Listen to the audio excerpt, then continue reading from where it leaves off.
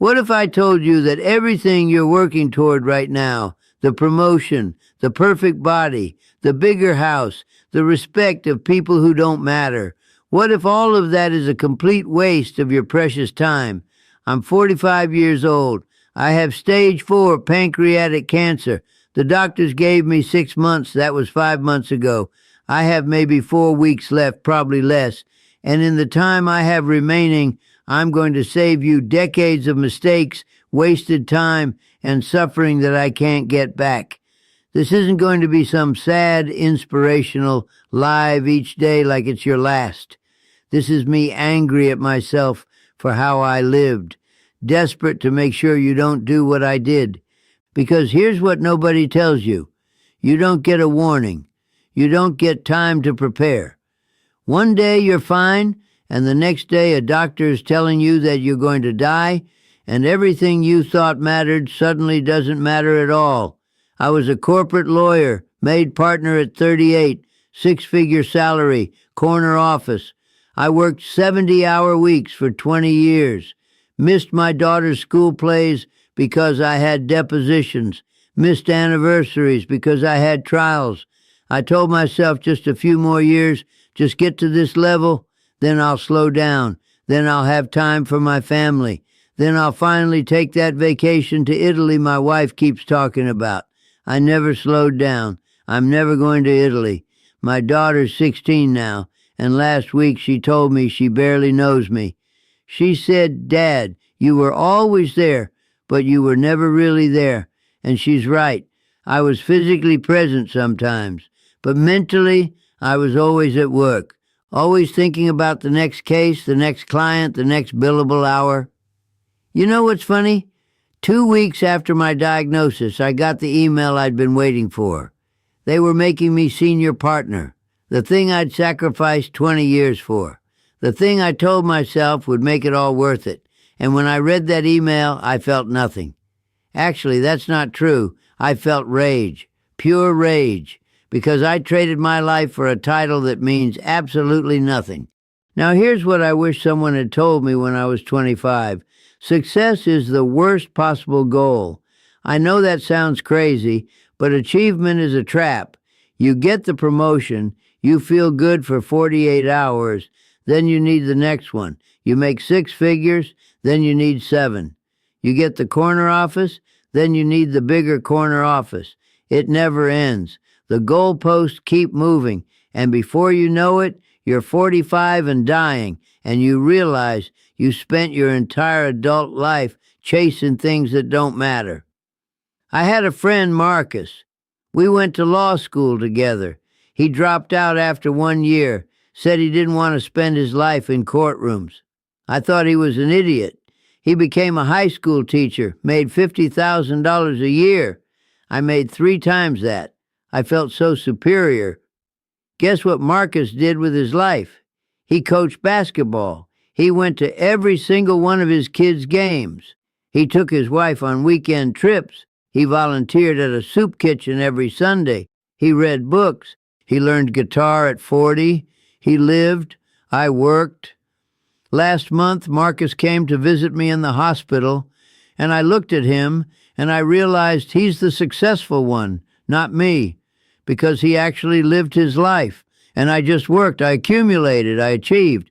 But I didn't live. Here's the second thing I wish I'd known. The perfect time is never coming. Never. I told myself I'd travel when I retired. I told myself I'd learn to play piano someday. I told myself I'd spend more time with my wife after this trial, or after I make partner, or after we buy the house. Every single one of those afters was a lie. My wife, Sarah, she's 43. We've been married 18 years. And last week, she was sitting next to my hospital bed, and she said, "Remember when we talked about going to Paris for our 10-year anniversary?" I didn't remember.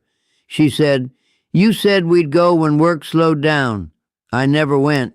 Work never slowed down. And now I'm never going to walk the streets of Paris with my wife. I'm never going to see the Eiffel Tower. I'm never going to sit at a cafe with her and just be present with her. You know what haunts me? It's not the big moments I missed. It's the small ones. It's Tuesday nights when Sarah wanted to just sit on the couch and watch a movie, and I said, "Not tonight. I have to prep for tomorrow." It's Saturday mornings when my daughter wanted me to make pancakes with her, and I said, "Daddy has work to do." It's every single time I chose work over them because I thought I had unlimited time. I didn't have unlimited time. None of us do. Here's what I'm learning in hospice care. The people who age well, the 80-year-olds and 90-year-olds who come visit me, who are happy, who have that sparkle, they all figured out something I didn't. They stopped waiting. They stopped postponing joy. They stopped living for someday and started living for today. I met this woman, Helen. She's 87. She volunteers at the hospice. She told me that when she was 50, her husband died suddenly, heart attack, and she realized she'd been waiting her whole life, waiting to travel, waiting to pursue her art, waiting to really live. So she stopped waiting. She sold her house, bought an RV, and spent the next 15 years traveling the country. She's been to all 50 states. She's painted hundreds of pieces. She's lived more in those 15 years than I did in 45. And here's what kills me. I had more money than Helen. I had more opportunities. I had more options. But she lived and I worked. She experienced and I accumulated. She was present and I was distracted. I'm lying in this hospital bed right now and I can't eat solid food anymore. I can barely walk. I'm on so many pain medications that half the time I don't know what day it is. And you know what I think about? I think about that stupid Saturday in 2019 when my daughter begged me to teach her how to ride a bike without training wheels, and I said I was too tired.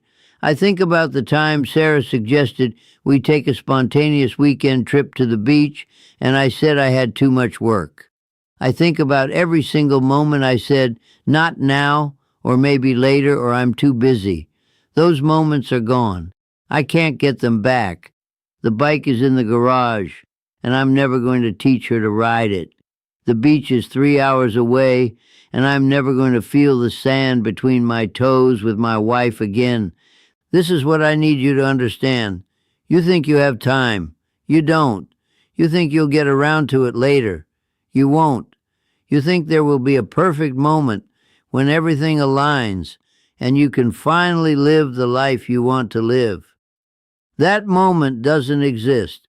The thing you're chasing, the money, the success, the perfect body, the approval, you're not actually chasing those things. You're chasing a feeling. You think money will make you feel secure. You think success will make you feel worthy. You think approval will make you feel loved.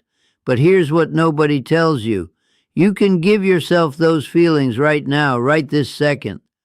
I spent 20 years trying to feel worthy through my career, trying to prove I was good enough by making partner, by winning cases, by earning more, and in the end, none of it made me feel worthy. You know when I finally felt worthy? Last week, when my daughter held my hand and told me she loves me, not because of anything I achieved, just because I'm her dad. That's it. That's the feeling I was chasing for 20 years. And I could have had it any Tuesday night if I just put down my laptop and spent time with her. I have a bucket list that I'm never going to complete. Learn Italian, visit Japan, read the classics, start that novel I always talked about, hike the Appalachian Trail, learn to sail. None of it is happening. The list sits on my bedside table, and every time I look at it, it's a reminder of everything I postponed, everything I thought I'd have time for later. But here's what I want you to understand. The bucket list isn't the problem. The problem is the word someday. The problem is thinking you'll do it after you achieve this other thing first. The problem is not understanding that life is happening right now, and every day you postpone is a day you're never getting back. My daughter turns 17 in 2 weeks. I'm probably not going to be here for her birthday. I'm definitely not going to walk her down the aisle at her wedding. I'm not going to meet my grandchildren. All those moments I was working toward, retirement, grandkids, finally having time, they're not coming. They were never guaranteed. I just assumed they were. Last night, Sarah asked me, if you could go back and change one thing, what would it be? And I told her the truth. I wouldn't change one thing. I would change everything. I would work less. I would be present more. I would say no to clients and yes to my family. I would take the trips. I would learn the guitar. I would sit on the couch and watch stupid movies. I would make the pancakes. I would teach her to ride the bike. I would go to Paris. I would live, but I can't go back. The only thing I can do now is tell you, don't wait. Don't postpone. Don't sacrifice your life for things that don't matter. Because when you're lying in a hospital bed with a month left, you're not going to care about your job title. You're not going to care about your salary.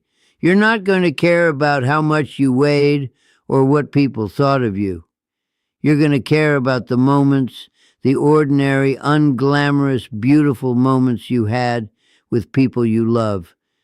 And you're going to wish, God, you're going to wish that you'd had more of them.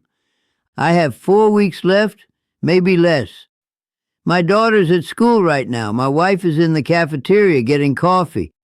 And I'm lying here thinking about all the time I wasted, all the moments I missed, all the things I said later to. Don't do what I did. Don't wait for someday. Don't postpone joy. Don't sacrifice your life for success. Because success without life is just emptiness. Achievement without presence is just hollow. And money without moments is just numbers. Live now, right now, today. Call your parents, hug your kids, take the trip, learn the thing, do the scary thing, be present. Stop waiting for permission to live the life you want to live.